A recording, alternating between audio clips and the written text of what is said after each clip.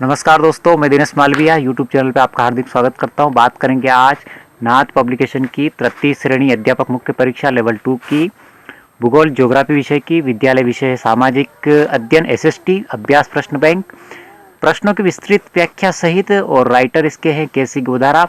NCERT and RBSC का सार है। कक्षा 6 से 12 तक का समावेश है इस किताब के अंदर और 3 जनवरी 2023 से बाजार में उपलब्ध है। बाजार में आपको मिल जाएगी।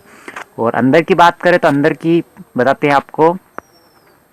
जैसे पृथ्वी की गति, पहला टॉपिक दे रखा है सूर्य के चारों ओर स्थिर एक कक्ष में पृथ्वी की गति को क्या कहते हैं, तो परिक्रमण गति कहते हैं। प्रश्न दे रखा है ऑब्जेक्टिव, उसकी व्याख्या कर रखी। व्याख्या, पृथ्वी की गति 2 प्रकार की होती है, घूर्णन जिसको परिभ्रमण गति एवं परिक्रमण गति कहते हैं। इसी प्रकार से दूसरा प्रश्न भी दे रखा है, उसकी भी व्याख्या कर रखी है। फिर आगे बात करते हैं तो किस तिथि को रात और दिन बराबर होते हैं, तो ये 23 सितंबर को बराबर होते हैं। और नीचे भी जो दे रखा है प्रश्न दे रखा है, इसकी व्याख्या कर रखी है। तो इस प्रकार से अभ्यास के लिए प्रश्न दे रखे हैं और पूर्व एग्जाम में आए हुए प्रश्न दे रखे हैं और साथ में इनकी व्याख्या कर रखी है। ये दे रखा है जब 82 डिग्री 30 पूर्वी देशांतर का मध्याह्न हो तब प्रातः के 5:30 किस देश या अक्षांश पर बजेंगे, तो 0 डिग्री पूर्व या अक्षांश पर, तो ये इसकी व्याख्या कर रखी है।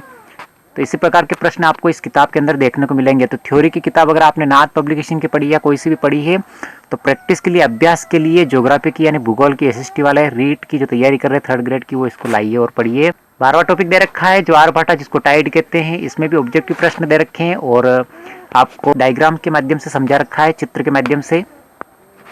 और महासागरीय धारा दे रखी है, ओशन करंट्स, जिसमें महासागरीय सतही धारा के चलने का प्रमुख कारण क्या है, तो वायु क्रिया है, इसकी व्याख्या कर रखी है। तो इस प्रकार से इसमें प्रश्न दे रखे हैं। ये बेमेल आपको ढूंढना है, कौन से कहाँ पे जीव जंतु पाए जाते नहीं पाए जाते उनसे संबंधित, फिर इसकी व्याख्या कर रखी है। और एनसीईआरटी दे रखा है कक्षा 6 से संबंधित।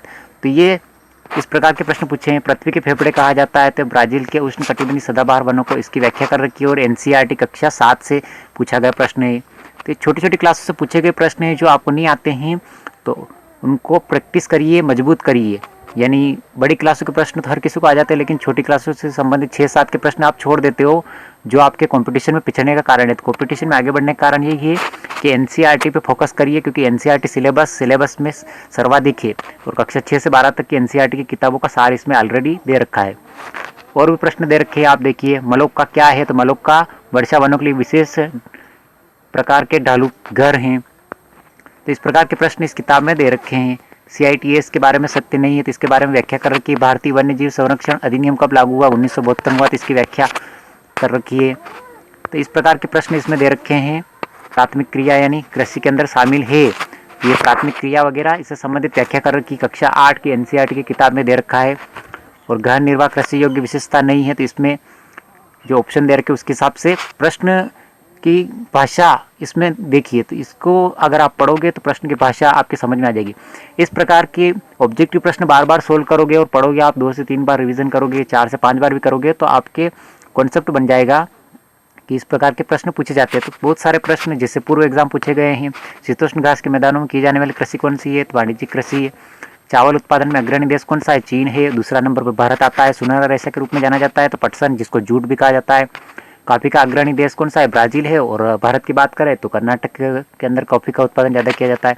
तो रोपण कृषि की व्याख्या दे रखी है इसके अंदर, जो कक्षा 10 के अंदर दे रखा है एनसीईआरटी की किताब में, भूगोल की किताब में।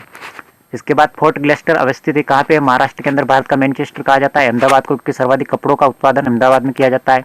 सिलिकॉन घाटी किस लिए प्रसिद्ध है, तो कंप्यूटर सॉफ्टवेयर हेतु है। इसकी व्याख्या कर रखी है जो एनसीईआरटी का क्लास 12 के अंदर दे रखा है।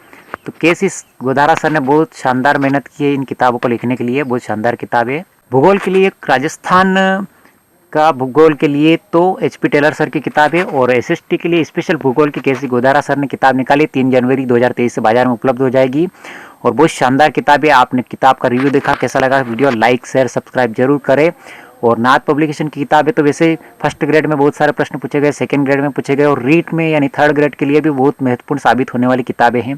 तो बार बार इनको पढ़िए, अभ्यास करिए और पूरे एग्जाम पूछे गए प्रश्न। इसके अलावा आपको कुछ भी पढ़ने की जरूरत नहीं है, बार बार इनको पढ़िए, 3 से 4 बार 5 बार जितनी बार आप पढ़ सकते हैं। तो एग्जाम के अंदर सारे प्रश्न इन किताबों से मिलने वाले हैं। कैसा लगा वीडियो, लाइक शेयर सब्सक्राइब जरूर करें। Thank you.